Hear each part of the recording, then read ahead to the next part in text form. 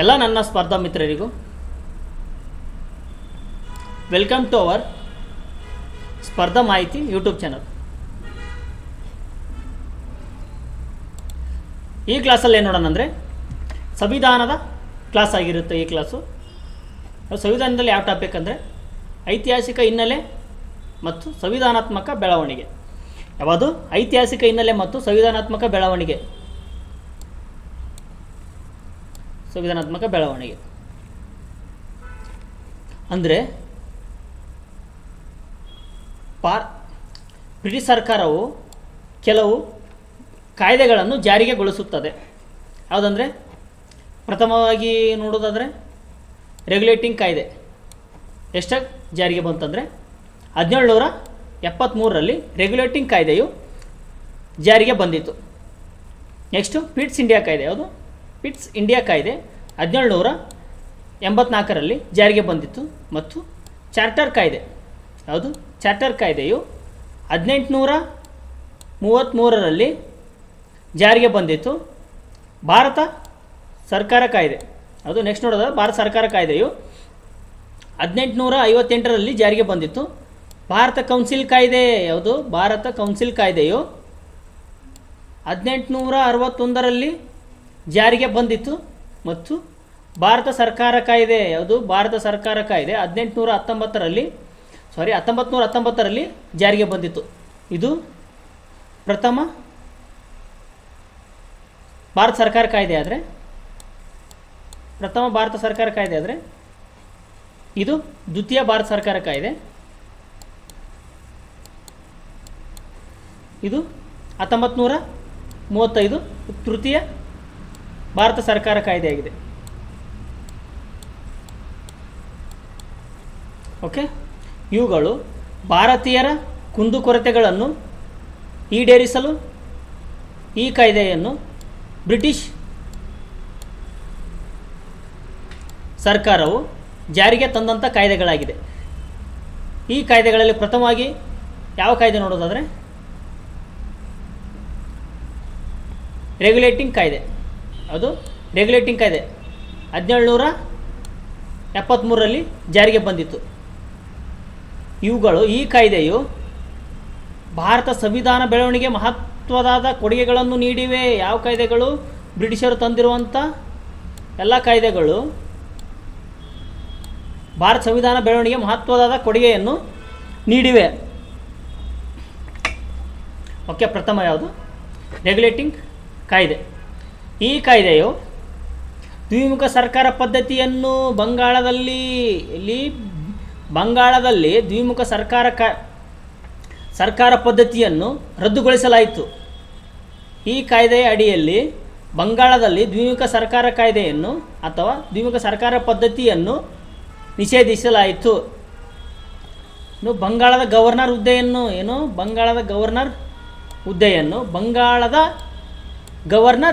General ಹುದ್ದೆಯೆಂದು ಮರುನಾಮಕರಣ ಮಾಡಲಾಯಿತು. ಪ್ರಥಮವಾಗಿ ಏನಿತ್ತಂದರೆ ಬಂಗಾಳದ ಗವರ್ನರ್ ಆಗಿ ಅಷ್ಟೇ ಇದ್ದರು. ಆಮೇಲೆ ಬಂಗಾಳದ ಗವರ್ನರ್ ಜನರಲ್ ಹುದ್ದೆಯೆಂದು ಮರುನಾಮಕರಣ ಮಾಡಲಾಯಿತು. ಪ್ರಥಮ ಗವರ್ನರ್ ಯಾರಂದರೆ ವಾರ್ನ್ ಹಸ್ಟಿಂಗ್ರವರು. ಪ್ರಥಮ ಗವರ್ನರ್ ವಾರ್ನ್ ಹಸ್ಟಿಂಗ್ರವರು. ಈ ಕಾಯ್ದೆಯ ಅಡಿಯಲ್ಲಿ 1774ರಲ್ಲಿ ಪ್ರಥಮ ಬಾರಿಗೆ ಸುಪ್ರೀಂ ಕೋರ್ಟ್ ಸ್ಥಾಪಿಸಲಾಯಿತು. ಸುಪ್ರೀಂ ಕೋರ್ಟ್ ಎಷ್ಟರಲ್ಲಿ ಸ್ಥಾಪಿಸಲಾಯಿತು ಅಂದರೆ 1774ರಲ್ಲಿ ಎಲ್ಲಿ ಸ್ಥಾಪಿಸಲಾಯಿತು? ಕಲ್ಕತ್ತಾದ ಪೋರ್ಟ್ ವಿಲಿಯಂ ಎಂಬ ಪ್ರದೇಶದಲ್ಲಿ ಸ್ಥಾಪಿಸಲಾಯಿತು. ಯಾವುದು? ಪ್ರಥಮ ಸುಪ್ರೀಂ ಕೋರ್ಟ್ ಎಷ್ಟರಲ್ಲಿ ಸ್ಥಾಪನೆ ಆಯಿತು ಅಂದರೆ 1774ರಲ್ಲಿ ಕಲ್ಕತ್ತಾದ ಪೋರ್ಟ್ ವಿಲಿಯಂ ಎಂಬ ಪ್ರದೇಶದಲ್ಲಿ ಸ್ಥಾಪಿಸಲಾಯಿತು. ಇದರ ಪ್ರಥಮ ನ್ಯಾಯಾಧೀಶರು ಯಾರಂದರೆ ಸುಪ್ರೀಂ ಕೋರ್ಟದ ಪ್ರಥಮ ನ್ಯಾಯಾಧೀಶ ಯಾರಂದರೆ ಸರ್ ಎಲಿಜಾ ಇಂಪೇರ್ ಅವರು. ಯಾರು? ಸರ್ ಎಲಿಜಾ ಇಂಪೇರ್ ಅವರು ಪ್ರಥಮ ನ್ಯಾಯಾಧೀಶರಾಗಿ ಕಾರ್ಯನಿರ್ವಹಿಸಿದ್ದಾರೆ.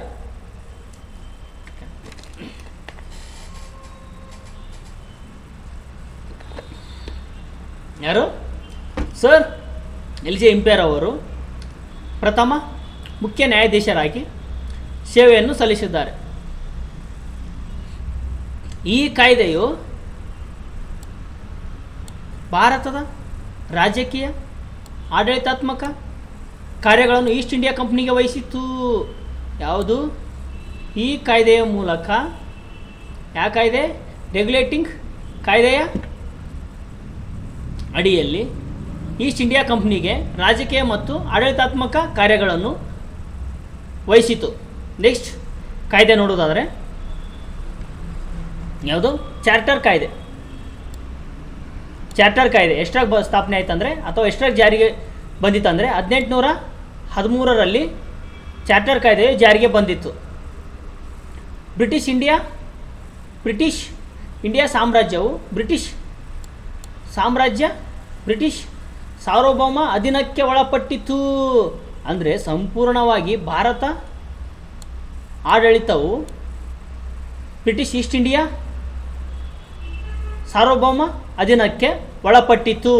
ಯಾವ ಕಾಯ್ದೆ ಮೂಲಕ ಅಂದರೆ ಚಾರ್ಟರ್ ಕಾಯ್ದೆಯ ಮೂಲಕ ಒಳಪಟ್ಟಿತು. ಈ ಕಾಯ್ದೆಯ ಅನ್ವಯ ಭಾರತದ ಶಿಕ್ಷಣಕ್ಕಾಗಿ ಖುಷಿ ಆಗಬೇಕು ಆ್ಯಕ್ಚುಲಿ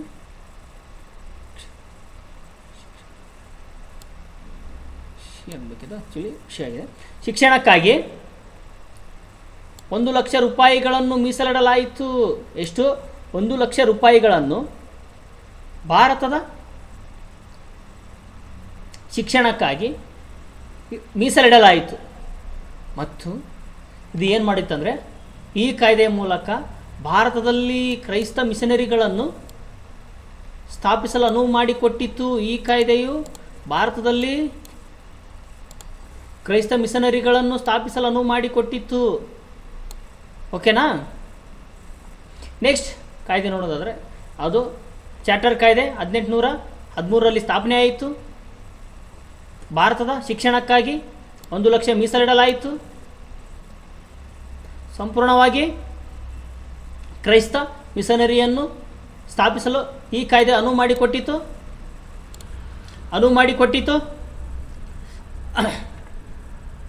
ಓಕೆ, ನೆಕ್ಸ್ಟ್ ಕಾಯ್ದೆ ನೋಡೋದಾದರೆ ಚಾರ್ಟರ್ ಕಾಯ್ದೆ.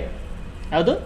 ಚಾರ್ಟರ್ ಕಾಯ್ದೆ ಎಷ್ಟು ಸ್ಥಾಪನೆ ಆಯ್ತು ಅಂದರೆ ಅಥವಾ ಎಷ್ಟರಲ್ಲಿ ಜಾರಿಗೆ ಬಂದಿತ್ತು ಅಂದರೆ 1833ರಲ್ಲಿ ಪ್ರಥಮ ಚಾರ್ಟರ್ ಕಾಯ್ದೆ. ಅದು 1813ರಲ್ಲಿ ಬಂದರೆ ದ್ವಿತೀಯ ಚಾರ್ಟರ್ ಕಾಯ್ದೆ 1833ರಲ್ಲಿ ಜಾರಿಗೆ ಬಂದಿತ್ತು. ಬಂಗಾಳದ ಗವರ್ನರ್ ಜನರಲ್ನನ್ನು ಭಾರತ ಗವರ್ನರ್ ಜನರಲ್ನೆಂದು ಮರುನಾಮಕರಣ ಮಾಡಲಾಯಿತು. ಅದು ರೆಗ್ಯುಲೇಟಿಂಗ್ ಕಾಯ್ದೆಯಲ್ಲಿ ಗವರ್ನರ್ ಜನರಲ್ ಹುದ್ದೆಯಾಗಿ ಮರುನಾಮಕರಣ ಮಾಡಿದರೆ, ಚಾರ್ಟರ್ ಕಾಯ್ದೆಯಲ್ಲಿ ಬಂಗಾಳದ ಗವರ್ನರ್ ಜನರಲ್ ಹುದ್ದೆಯನ್ನು ಭಾರತ ಗವರ್ನರ್ ಜನರಲ್ ಹುದ್ದೆ ಎಂದು ಮರುನಾಮಕರಣ ಮಾಡಲಾಯಿತು. ಭಾರತ ಮೊದಲ ಗವರ್ನರ್ ಜನರಲ್ ಯಾರಂದರೆ ಲಾರ್ಡ್ ವಿಲಿಯಂ ಬೆಂಟಿಂಕ್ರವರು. ಯಾರು? ಲಾರ್ಡ್ ವಿಲಿಯಂ ಬೆಂಟಿಂಕ್ರವರು ಪ್ರಥಮ ಭಾರತ ಗವರ್ನರ್ ಜನರಲ್ ಆಗಿ ನಾಮಕರಣ ಹೊಂದುತ್ತಾರೆ. ನೆಕ್ಸ್ಟ್ ನೋಡೋದಾದರೆ ಭಾರತ ಸರ್ಕಾರ ಕಾಯ್ದೆ. ಯಾವುದು? ಭಾರತ ಸರ್ಕಾರ ಕಾಯ್ದೆ ಎಷ್ಟರಲ್ಲಿ ಜಾರಿಗೆ ಬಂತಂದರೆ 1858ರಲ್ಲಿ ಭಾರತ ಸರ್ಕಾರ ಕಾಯ್ದೆಯು ಜಾರಿಗೆ ಬಂದಿತ್ತು. ಈ ಕಾಯ್ದೆ ಅನ್ವಯ ಕಂಪನಿಯ ಆಡಳಿತವು ಬ್ರಿಟನ್ನಿನ ರಾಣಿಗೆ ವರ್ಗಾವಣೆ ಹೊಂದಿತು. ಅಂದರೆ ಬ್ರಿಟನ್ನ ರಾಣಿಯು ನೇರ ಆಡಳಿತಕ್ಕೆ ಒಳಗಾಯಿತು. ಬ್ರಿಟನ್ ರಾಣಿಯ ನೇರ ಆಡಳಿತಕ್ಕೆ ಒಳಗಾಯಿತು. ಯಾವುದು? ಭಾರತ ಸರ್ಕಾರ ಕಾಯ್ದೆಯ ಮೂಲಕ ಬ್ರಿಟನ್ನಿನ ರಾಣಿಗೆ ನೇರ ವರ್ಗಾವಣೆಯಾಯಿತು. 1858ರ ನಂತರ ಜಾರಿಗೆ ತಂದಂಥ ಎಲ್ಲ ಕಾಯ್ದೆಗಳನ್ನು 1858ರ ನಂತರ ಜಾರಿಗೆ ತಂದಂಥ ಎಲ್ಲ ಕಾಯ್ದೆಗಳನ್ನು ಬ್ರಿಟಿಷ್ ಸರ್ಕಾರದ ಕಾಯ್ದೆಗಳೆಂದು ಕರೆಯುತ್ತಾರೆ. ಬ್ರಿಟಿಷ್ ಸರ್ಕಾರ ಕಾಯ್ದೆಗಳೆಂದು ಕರೆಯುತ್ತಾರೆ. ಏನಾಗುತ್ತಂದರೆ ಗವರ್ನರ್ ಹುದ್ದೆಯ ರದ್ದುಗೊಳಿಸಿ, ಯಾವುದು? ಗವರ್ನರ್ ಜನರಲ್ ಹುದ್ದೆಯನ್ನು ರದ್ದುಗೊಳಿಸಿ ವೈಸರಾಯ್ ಹುದ್ದೆಯನ್ನು ಆರಂಭಿಸಲಾಯಿತು. ವೈಸರಾಯ ಹುದ್ದೆಯನ್ನು ಆರಂಭಿಸಲಾಯಿತು. ಭಾರತ ಗವರ್ನರ್ ಜನರಲ್ ಮತ್ತು ಎಲ್ಲ ಗವರ್ನರ್ ಜನರಲ್ ಹುದ್ದೆಯನ್ನು ರದ್ದುಗೊಳಿಸಿ ಭಾರತದ ಅಥವಾ ವೈಸರಾಯ ಹುದ್ದೆಯನ್ನು ಆರಂಭಿಸಲಾಯಿತು. ಮೊದಲ ವೈಸರಾಯ್ ಯಾರಂದರೆ ಲಾರ್ಡ್ ಕ್ಯಾನಿಂಗ್ ರವರು. ಯಾರು ಮೊದಲ ವೈಸರಾಯ್ ಯಾರಂದರೆ ಲಾರ್ಡ್ ಕ್ಯಾನಿಂಗ್ ರವರು ಮೊದಲ ವೈಸರಾಯರಾಗಿದ್ದಾರೆ. ಈ ಕಾಯ್ದೆಯನ್ನು ಭಾರತ ಸರ್ಕಾರ ಕಾಯ್ದೆಯನ್ನು ಏನೆಂದು ಕರೆಯುತ್ತಾರೆ ಅಂದರೆ ಭಾರತ ಮ್ಯಾಗ್ನಾ ಕಾರ್ಟ್ ಎಂದು ಕರೆಯುತ್ತಾರೆ. ಭಾರತ ಮ್ಯಾಗ್ನಾ ಕಾರ್ಟ್ ಎಂದು ಕರೆಯುತ್ತಾರೆ. 1857ರ ಪ್ರಥಮ ಸ್ವಾತಂತ್ರ್ಯ ಸಂಗ್ರಾಮ ಅಥವಾ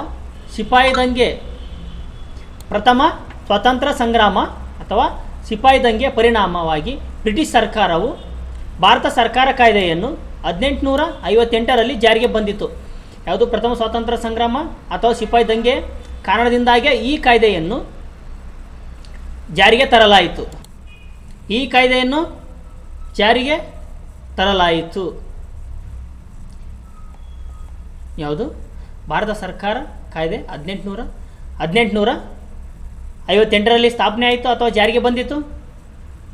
ಈ ಕಾಯ್ದೆ ಅನ್ವಯ ಸಂಪೂರ್ಣವಾಗಿ ಬ್ರಿಟನ್ನಿನ ರಾಣಿಯ ನೇರ ಆಡಳಿತಕ್ಕೆ ಒಳಪಟ್ಟಿತು. 1858ರ ನಂತರ ತಂದಂಥ ಎಲ್ಲ ಕಾಯ್ದೆಗಳನ್ನು ಬ್ರಿಟಿಷ್ ಸರ್ಕಾರ ಕಾಯ್ದೆ ಎಂದು ಕರೆಯುತ್ತಾರೆ. ಈ ಕಾಯ್ದೆ ಅನ್ವಯ ಗವರ್ನರ್ ಜನರಲ್ ಹುದ್ದೆಯನ್ನು ರದ್ದುಗೊಳಿಸಿ ವೈಸರಾಯ ಹುದ್ದೆಯನ್ನು ಆರಂಭಿಸಲಾಯಿತು. ಪ್ರಥಮ ವೈಸರಾಯ ಯಾರಂದರೆ ಲಾರ್ಡ್ ಕ್ಯಾನಿಂಗ್ ರವರು ಪ್ರಥಮ ವೈಸರಾಯರಾಗಿ ನೇಮಕಗೊಂಡರು. ಈ ಕಾಯ್ದೆಯನ್ನು ಏನೆಂದು ಕರೀತಾರಪ್ಪ ಅಂದ್ರೆ ಮ್ಯಾಗ್ನಾ ಕಾರ್ಟ್ ಎಂದು ಕರೆಯುತ್ತಾರೆ. ಓಕೆ, 1857ರ ಪ್ರಥಮ ಸ್ವಾತಂತ್ರ್ಯ ಸಂಗ್ರಾಮ ಸ್ಟಾರ್ಟ್ ಆಗುತ್ತೆ ಮತ್ತು ಸಿಪಾಯಿ ದಂಗೆ ಸ್ಟಾರ್ಟ್ ಆದ ಕಾರಣ 1858ರಲ್ಲಿ ಭಾರತ ಸರ್ಕಾರ ಕಾಯ್ದೆಯನ್ನು ಬ್ರಿಟಿಷ್ ಸರ್ಕಾರವು ಜಾರಿಗೆ ತಂದಿತ್ತು. ಓಕೆ, ನೆಕ್ಸ್ಟ್ ನೋಡೋಣ. ಮಾಂಟೆಂಗೋ ಚೇಮ್ಸ್ಬರ್ಗ್ ಕಾಯ್ದೆ. ಮಾಂಟೆಂಗೋ ಚೇಮ್ಸ್ಬರ್ಗ್ ಕಾಯ್ದೆಯು 1919ರಲ್ಲಿ ಜಾರಿಗೆ ಬಂದಿತು. ಎಷ್ಟರಲ್ಲಿ? 1919ರಲ್ಲಿ ಮಾಂಟೆಂಗೋ ಚೇಮ್ಸ್ಬರ್ಗ್ ಕಾಯ್ದೆಯು ಜಾರಿಗೆ ಬಂದಿತು. ಇದೇನೆಂದರೆ ಮತ್ತೆ ದ್ವಿಮುಖ ಸರ್ಕಾರ ಪದ್ಧತಿಯನ್ನು ಜಾರಿಗೆ ತರ್ತಾರೆ. ರೆಗ್ಯುಲೇಟಿಂಗ್ ಕಾಯ್ದೆಯಲ್ಲಿ ರದ್ದುಗೊಳಿಸಿದರೆ ಈ ಕಾಯ್ದೆಯಲ್ಲಿ ಮತ್ತೆ ದ್ವಿಮುಖ ಸರ್ಕಾರ ಪದ್ಧತಿಯನ್ನು ಜಾರಿಗೆ ತಂದರು. ಓಕೆ, ಆಡಳಿತ ಇಲಾಖೆಯ ವಿಷಯಗಳನ್ನು ಆಡಳಿತ ಇಲಾಖೆಯ ವಿಷಯಗಳನ್ನು ರಾಜ್ಯ ಪಟ್ಟಿ ಮತ್ತು ಕೇಂದ್ರ ಪಟ್ಟಿಗಳಾಗಿ ವಿಂಗಡಿಸಿದರು. ಇಲ್ಲಿ ನೋಡಿ, ಕೇಂದ್ರ ಪಟ್ಟಿ ಮತ್ತು ರಾಜ್ಯ ಪಟ್ಟಿಗಳಾಗಿ ವಿಂಗಡಿಸಲಾಯಿತು. ಯಾವುದು? ಆಡಳಿತ ಇಲಾಖೆಯಲ್ಲಿನ ವಿಷಯಗಳನ್ನು. ಮಾಂಟೆಂಗೋ ಚೇಮ್ಸ್ಬರ್ಗ್ ಕಾಯ್ದೆಯು ಯಾವಾಗ ಜಾರಿಗೆ ಬಂತಂದರೆ 1919ರಲ್ಲಿ ಜಾರಿಗೆ ಬಂದಿತ್ತು. ದ್ವಿಮುಖ ಪದ್ಧತಿಯನ್ನು ಪುನಃ ಜಾರಿಗೊಳಿಸಲಾಯಿತು. ಎಲ್ಲ ಆಡಳಿತ ವಿಷಯಗಳನ್ನು ಕೇಂದ್ರ ಪಟ್ಟಿ ಮತ್ತು ರಾಜ್ಯ ಪಟ್ಟಿಗಳಾಗಿ ವಿಂಗಡಿಸಲಾಯಿತು. ಓಕೆ, ನೆಕ್ಸ್ಟ್ ಕಾಯ್ದೆ ನೋಡೋದಾದರೆ ಭಾರತ ಸರ್ಕಾರ ಕಾಯ್ದೆ. ದ್ವಿತೀಯ ಭಾರತ ಸರ್ಕಾರ ಕಾಯ್ದೆಯು ಯಾವುದು? 1935ರಲ್ಲಿ ಜಾರಿಗೆ ಬಂದಿತ್ತು. ಭಾರತ ಸರ್ಕಾರ ಕಾಯ್ದೆ ಯಾವಾಗಂದರೆ ದ್ವಿತೀಯ ಭಾರತ ಸರ್ಕಾರ ಕಾಯ್ದೆ 1935ರಲ್ಲಿ ಜಾರಿಗೆ ಬಂದಿತ್ತು. ಇದು ಸಂವಿಧಾನದ ಮೂಲ ಆಕಾರವಾಗಿದೆ. ಅಂದರೆ ಸಂವಿಧಾನದ ಮೂಲ ಆಕಾರವಾಗಿದೆ. ಈ ಕಾಯ್ದೆ ಮಹತ್ವದ ಕೊಡುಗೆಯನ್ನು ನೀಡಿದೆ ಅಥವಾ ಬದಲಾವಣೆಗೆ ಮುನ್ನುಡಿಯಾಗಿದೆ. ಈ ಕಾಯ್ದೆಯು ಬ್ರಿಟಿಷ್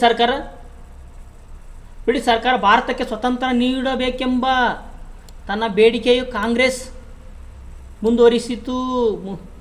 ಕಾಂಗ್ರೆಸ್ಸು ಸ್ವತಂತ್ರ ನೀಡಬೇಕೆಂದು ಮುಂದುವರಿಸುತ್ತದೆ. ಯಾವುದು? ಈ ಕಾಯ್ದೆಯ ಮೂಲಕ, ಭಾರತ ಸರ್ಕಾರ ಕಾಯ್ದೆ ಮೂಲಕ. ಹಾಗೂ 1920ರಲ್ಲಿ ಅಸಹಕಾರ ಚಳವಳಿ ಯಾವಾಗ ಸ್ಟಾರ್ಟ್ ಆಗುತ್ತಂದರೆ 1920ರಲ್ಲಿ ಅಸಹಕಾರ ಚಳವಳಿಯು ಆರಂಭವಾಯಿತು. ಮೇನ್ ಇಂಪಾರ್ಟೆಂಟ್ ಅಸಹಕಾರ ಚಳವಳಿ. ಇದು ಅಸಹಕಾರ ಚಳವಳಿ ಇವು 1920ರಲ್ಲಿ ಆರಂಭಿಸಲಾಯಿತು. ಭಾರತ ಸರ್ಕಾರ ಕಾಯ್ದೆ, ದ್ವಿತೀಯ ಭಾರತ ಸರ್ಕಾರ ಕಾಯ್ದೆ ಇದು ಮಹತ್ತರ ಮೈಲಿಗಲ್ಲನ್ನು ಹೊಂದಿದೆ. ಯಾವುದು? ಭಾರತ ಸರ್ಕಾರ ಕಾಯ್ದೆ 1935ರ ಭಾರತ ಸರ್ಕಾರ ಕಾಯ್ದೆ. ಓಕೆ, ನೆಕ್ಸ್ಟ್ ಯಾವುದಂದರೆ ಆಗಸ್ಟ್ ಕೊಡುಗೆ ಬರುತ್ತದೆ. ಅದು ಆಗಸ್ಟ್ ಕೊಡುಗೆ 1940 ಆಗಸ್ಟ್ 8ರಂದು ಆಗಸ್ಟ್ ಕೊಡುಗೆಯು ಬಂದಿತು. ಇದನ್ನು ಲಾರ್ಡ್ ಲಿಲಿನ್ಸೋರವರು ಜಾರಿಗೆ ತಂದರು. ಯಾರು? ಲಾರ್ಡ್ ಲಿಲಿನ್ಸೋರವರು ಜಾರಿಗೆ ತಂದರು. ಇದರ ಆಶಯ ಏನಿತ್ತಂದರೆ, ಎರಡನೇ ಮಹಾಯುದ್ಧದಲ್ಲಿ ಭಾರತೀಯರು ಭಾಗವಹಿಸಬೇಕೆಂದು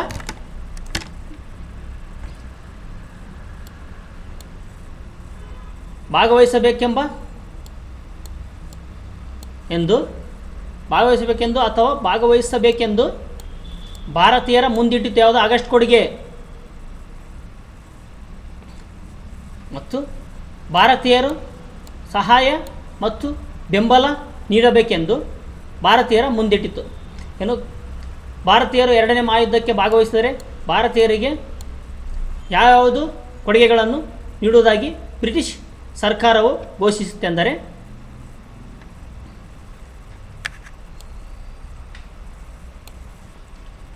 ಯುದ್ಧದ ತರುವಾಯ ಡೊಮಿನಿಯನ್ ಮಾದರಿ ಆಧಾರದ ಮೇಲೆ ಜವಾಬ್ದಾರಿ ಸರ್ಕಾರವನ್ನು ಭಾರತೀಯರಿಗೆ ರಚಿಸಿ ಕೊಡುವುದಾಗಿ ಬ್ರಿಟಿಷ್ ಸರ್ಕಾರವು ಘೋಷಿಸಿತ್ತು. ನೆಕ್ಸ್ಟ್ ಯಾವುದಂದರೆ, ತಮ್ಮ ಸಂವಿಧಾನವನ್ನು ಭಾರತೀಯರು ತಮ್ಮ ಸಂವಿಧಾನವನ್ನು ತಾವೇ ರಚಿಸಿಕೊಳ್ಳುವ ಭಾರತೀಯರ ಹಕ್ಕನ್ನು ಮಾನ್ಯ ಮಾಡುವುದಾಗಿ ಭಾರತೀಯರು ತಮ್ಮ ಸಂವಿಧಾನವನ್ನು ತಾವೇ ರಚಿಸಿಕೊಳ್ಳಲು ತಮ್ಮ ಹಕ್ಕನ್ನು ಮಾನ್ಯ ಮಾಡುವುದಾಗಿ ಬ್ರಿಟಿಷ್ ಸರ್ಕಾರವು ಘೋಷಿಸಿತು. ಎರಡನೇ ಮಹಾಯುದ್ಧದ ನಂತರ ಸಂವಿಧಾನ ರಚನಾ ಸಮಿತಿಯನ್ನು ರಚಿಸುವುದಾಗಿ ಹೇಳಿತ್ತು. ಸಂವಿಧಾನದ ರಚನಾ ಸಮಿತಿಯನ್ನು ರಚಿಸಿ ಕೊಡುವುದಾಗಿ ಬ್ರಿಟಿಷ್ ಸರ್ಕಾರವು ಭಾರತೀಯರಿಗೆ ಹೇಳಿತ್ತು ಅಥವಾ ಘೋಷಿಸಿತ್ತು. ನಾಲ್ಕನೇದೇನೆಂದರೆ, ಭಾರತಕ್ಕೆ ಡೊಮಿನಿಯನ್ ಸ್ಥಾನಮಾನವನ್ನು ನೀಡುವುದಾಗಿ ಬ್ರಿಟಿಷ್ ಸರ್ಕಾರವು ಘೋಷಿಸಿತು. ಇದು ಆಗಸ್ಟ್ ಕೊಡುಗೆಯಲ್ಲಿ ಬಂದಂಥ ಕಾಯ್ದೆಗಳಾಗಿವೆ. ಯಾವುದು? ಆಗಸ್ಟ್ ಕೊಡುಗೆ ಎಷ್ಟರಾಗ ಬಂತಂದರೆ ಭಾರತಕ್ಕೆ 1940 ಆಗಸ್ಟ್ 8ರಂದು ಭಾರತಕ್ಕೆ ಬಂದಿತ್ತು ಆಗಸ್ಟ್ ಕೊಡುಗೆ. ಲಾರ್ಡ್ ಲಿಲಿನ್ಸೋರ್ ಅವರು ಭಾರತೀಯರಿಗೆ ಕೆಲವು ಕೊಡುಗೆಗಳನ್ನು ನೀಡುವುದಾಗಿ ಆಶ್ವಾಸನೆ ನೀಡಿದ್ದರು. ಯಾರು? ಲಾರ್ಡ್ ಲಿಲಿನ್ಸೋರ್ ಅವರು, ವೈಸರಾಯ ಲಾರ್ಡ್ ಲಿಲಿನ್ಸೋರ್ ಅವರು. ಓಕೆ, ನೆಕ್ಸ್ಟ್ ಯಾವುದು ನೋಡೋದಾದರೆ, ಕ್ರಿಪ್ಸ್ ಪ್ರಸ್ತಾವನೆ ಅಥವಾ ಕ್ರಿಪ್ಸ್ ಆಯೋಗವು 1942ರಲ್ಲಿ ಭಾರತಕ್ಕೆ ಬಂದಿತ್ತು. ಏನಂದರೆ, ಎರಡನೇ ಮಹಾಯುದ್ಧದಲ್ಲಿ ಜಪಾನ್ ತನ್ನ ಮಿಲಿಟರಿ ಶಕ್ತಿ ಪ್ರದರ್ಶಿಸಿ ಬ್ರಿಟಿಷ್ ಚಕ್ರಾಧಿಪತ್ಯಕ್ಕೆ ಬೆದರಿಕೆ ಒಡ್ಡಿತು.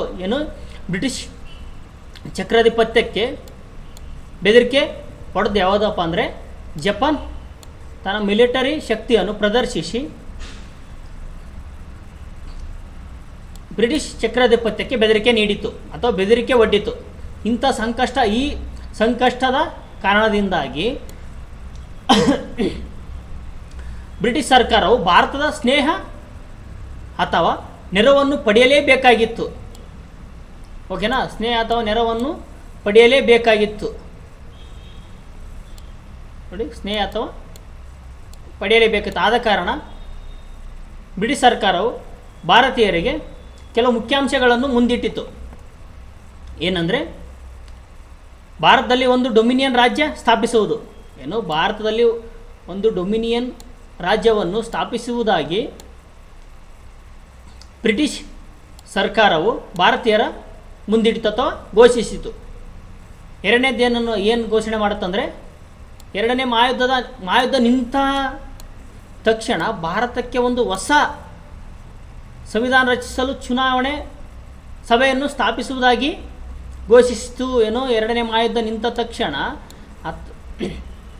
ನಿಂತ ನಂತರ ಭಾರತಕ್ಕೆ ಒಂದು ಹೊಸ ಸಂವಿಧಾನ ರಚಿಸಲು ಚುನಾಯಿತ ಸಭೆ ಸ್ಥಾಪಿಸುವುದಾಗಿ ಘೋಷಿಸಿತು.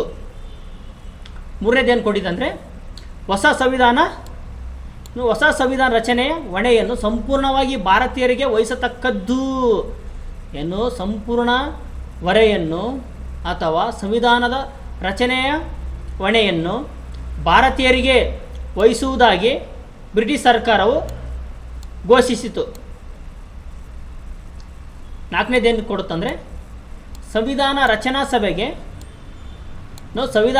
ಸಭೆಗೆ ಭಾಗವಹಿಸಲು ಭಾರತದ ರಾಜ್ಯಗಳಿಗೆ ಅವಕಾಶ ನೀಡುವುದಾಗಿ ರಾಜ್ಯಗಳಿಗೆ ಅವಕಾಶ ನೀಡುವುದಾಗಿ ಎಂದಿಗೆ ಬ್ರಿಟಿಷ್ ಸರ್ಕಾರವು ಘೋಷಣೆ ಮಾಡುತ್ತದೆ. ಓಕೆ, ನೆಕ್ಸ್ಟ್ ನೋಡೋದಾದರೆ ಕ್ಯಾಬಿನೆಟ್ ಮಷಿನ್. ಪ್ರಥಮ ಕ್ಯಾಬಿನೆಟ್ ಮಿಷನ್ರಿ. ಇದು ಭಾರತ ಸಂವಿಧಾನ ರಚಿಸಲು ಪ್ರಥಮ ಕ್ಯಾಬಿನೆಟ್ ಮಷಿನ್ ಅಥವಾ ಮಿಷಿನ್ ಅನ್ನು ಭಾರತಕ್ಕೆ ಕಳುಹಿಸಲಾಗುತ್ತದೆ. ಎಷ್ಟರಲ್ಲಂದರೆ 1946ರಲ್ಲಿ ಭಾರತಕ್ಕೆ ಬಂದಿತು. ಇದರಲ್ಲಿ ಯಾರು ಅಂದಿನ ಪ್ರಧಾನಿ ಕ್ಲೇಮೆಂಟ್ ಅಟ್ಲೆರವರು ಬ್ರಿಟಿಷ್ ಮಂತ್ರಿಮಂಡಲದ ಸದಸ್ಯರನ್ನು ಭಾರತಕ್ಕೆ ಕಳಿಸುತ್ತಾರೆ. ಯಾರು? ಕ್ಲೇಮೆಂಟ್ ಅಟ್ಲೆರವರು ಬ್ರಿಟಿಷ್ ಮಂತ್ರಿಮಂಡಲದ ಸದಸ್ಯರನ್ನು ಭಾರತಕ್ಕೆ ಕಳಿಸಿದರು. ಯಾರಂದರೆ ಅದು 3 ಸದಸ್ಯರನ್ನು ಕಳಿಸುತ್ತಾರೆ. ಯಾರಂದರೆ ಪ್ರಥಮವಾಗಿ ನೋಡೋದಾದರೆ ಲಾರ್ಡ್ ಪೆಥಿಕ್ ಲಾರೆನ್ಸ್ ರವರು, ಸರ್ ಶಾಫರ್ಡ್ ಕ್ರಿಪ್ಸ್ ರವರು, ಎ.ವಿ. ಅಲೆಕ್ಸಾಂಡರ್ ರವರು. ಈ 3 ಮಂದಿ ಸದಸ್ಯರನ್ನು ಭಾರತಕ್ಕೆ ಕಳಿಸಲಾಯಿತು. ಕ್ಯಾಬಿನೆಟ್ ಮಿಷನ್ ಅಥವಾ ಯಾವಾಗ ಬರುತ್ತಂದರೆ 1946ರಲ್ಲಿ ಭಾರತಕ್ಕೆ ಬಂದಿತ್ತು. ಅಂದಿನ ಪ್ರಧಾನಿ ಕ್ಲೇಮೆಂಟ್ ಅಟ್ಲೆರವರು ಭಾರತಕ್ಕೆ ಕಳಿಸಿದರು. ಎಷ್ಟು? 3 ಸದಸ್ಯರನ್ನು ಭಾರತಕ್ಕೆ ಕಳಿಸಿದರು. ಲಾರ್ಡ್ ಪೆಥಿಕ್ಸ್ ಲಾರೆನ್ಸ್ ಮತ್ತು ಸರ್ ಶಾಫರ್ಡ್ ಕ್ರಿಪ್ಸ್ ಮತ್ತು ಎ.ವಿ. ಅಲೆಕ್ಸಾಂಡರ್ ಅವರನ್ನು ಭಾರತಕ್ಕೆ ಕಳಿಸಿದರು. ಓಕೆ, ನೆಕ್ಸ್ಟ್ ನೋಡೋದಾದರೆ ಅಂದರೆ ಈ ಮಿಷನ್ ಬಂದ ನಂತರ ತಾತ್ಕಾಲಿಕ ಸರ್ಕಾರವನ್ನು ಜಾರಿಗೊಳಿಸಲಾಯಿತು. ತಾತ್ಕಾಲಿಕ ಸರ್ಕಾರವನ್ನು ಜಾರಿಗೊಳಿಸಲಾಯಿತು. ಎಷ್ಟಾಗಲಂದರೆ ಸೆಪ್ಟೆಂಬರ್ 2, 1946ರಿಂದ ಆಗಸ್ಟ್ 15, 1947ರವರೆಗೆ ಅಸ್ತಿತ್ವದಲ್ಲಿತ್ತು. ಯಾವುದು? ತಾತ್ಕಾಲಿಕ ಸರ್ಕಾರವು ಸೆಪ್ಟೆಂಬರ್ 2 1946ರಿಂದ ಆಗಸ್ಟ್ 15, 1947ರವರೆಗೆ ಅಸ್ತಿತ್ವದಲ್ಲಿತ್ತು. ಅಂದರೆ ಇದರ ಮುಖ್ಯಸ್ಥನು ವೈಸರಾಯನೇ ವಹಿಸ್ಕೊಂಡಿರ್ತಾನೆ ಪೂರ. ಓಕೆನಾ? ನೋಡಿ, ವೈಸರಾಯ್ ಇದರ ಮುಖ್ಯಸ್ಥರಾಗಿದ್ದರು. ವೈಸರಾಯರವರು ಇದರ ಮುಖ್ಯಸ್ಥರಾಗಿದ್ದರು. ಇದಕ್ಕೆ ಪಂಡಿತ್ ಜವಾಹರ್ಲಾಲ್ ನೆಹರು ರವರನ್ನು ಕಾರ್ಯಕಾರಿ ಮಂಡಳಿಯ ಉಪಾಧ್ಯಕ್ಷರನ್ನಾಗಿ ನೇಮಕ ಮಾಡುತ್ತಾರೆ. ಪಂಡಿತ್ ಜವಾಹರ್ಲಾಲ್ ನೆಹರು ಅವರನ್ನು ಕಾರ್ಯಕಾರಿ ಮಂಡಳಿಯ ಉಪಾಧ್ಯಕ್ಷರಾಗಿ ನೇಮಕ ಮಾಡುತ್ತಾರೆ. ಇದು ತಾತ್ಕಾಲಿಕ ಸರ್ಕಾರವಾಗಿದೆ. ಇದು ಎಷ್ಟರವರೆಗಿತ್ತಂದರೆ ಸೆಪ್ಟೆಂಬರ್ 2, 1946ರಿಂದ ಆಗಸ್ಟ್ 15, 1947ರವರೆಗೆ ಅಂದರೆ ಸ್ವಾತಂತ್ರ್ಯ ಸಿಗುವವರೆಗೂ ತಾತ್ಕಾಲಿಕ ಸರ್ಕಾರವು ಅಸ್ತಿತ್ವದಲ್ಲಿತ್ತು. ಇದರ ಮುಖ್ಯಸ್ಥರನ್ನಾಗಿ ವೈಸರಾಯರವರು ವಹಿಸಿಕೊಂಡಿದ್ದರು. ಕಾರ್ಯಕಾರಿ ಮಂಡಳಿಯ ಉಪಾಧ್ಯಕ್ಷರನ್ನಾಗಿ ಪಂಡಿತ್ ಜವಾಹರ್ಲಾಲ್ ನೆಹರು ಅವರನ್ನು ನೇಮಕ ಮಾಡಿದ್ದರು.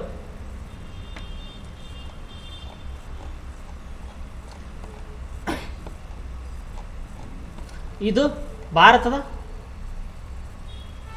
ಸಂವಿಧಾನದ ಹಿನ್ನೆಲೆ ಅಥವಾ ಸಂವಿಧಾನಾತ್ಮಕ ಬೆಳವಣಿಗೆ. ಓಕೆ, ನೆಕ್ಸ್ಟ್ ಕ್ಲಾಸಲ್ಲಿ ಏನು ನೋಡೋಣ ಅಂದರೆ ಸಂವಿಧಾನ ರಚನಾ ಸಮಿತಿ.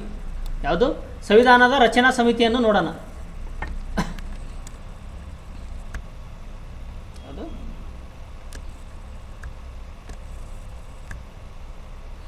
ಸಂವಿಧಾನದ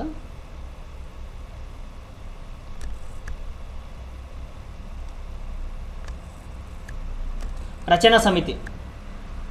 ಓಕೆ, ನೆಕ್ಸ್ಟ್ ಕ್ಲಾಸಲ್ಲಿ ಸಂವಿಧಾನ ರಚನಾ ಸಮಿತಿಯನ್ನು ನೋಡೋಣ.